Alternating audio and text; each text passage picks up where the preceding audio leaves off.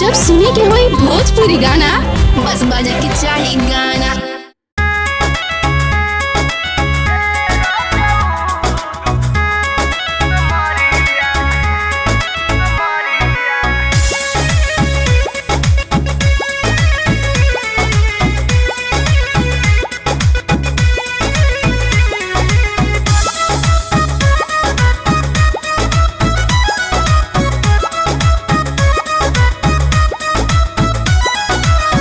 जवन तू लुटल मजा नथिया उतार के बाबा नहीं जाए दिल कहूँ सितार के जी।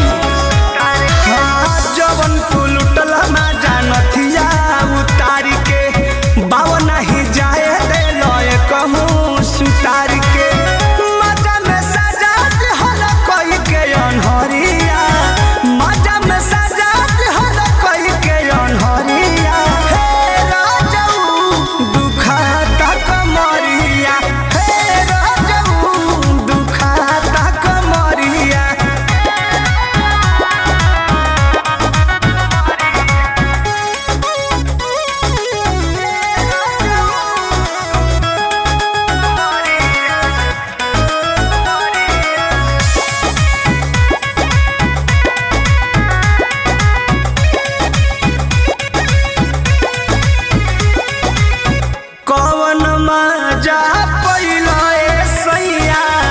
हमारा रूप में राति भर जरवला तू हमके लभुवाला धूप में कौन माजा पैलो सैया हमारा रूप में राति भर जरवला हमके राजा लभुवाला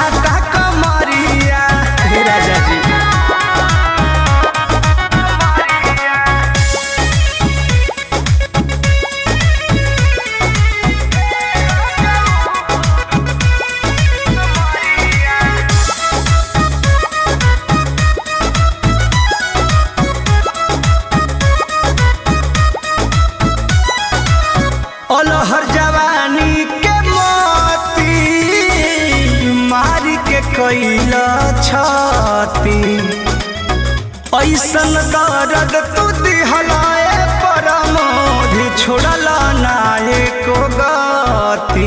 ए जी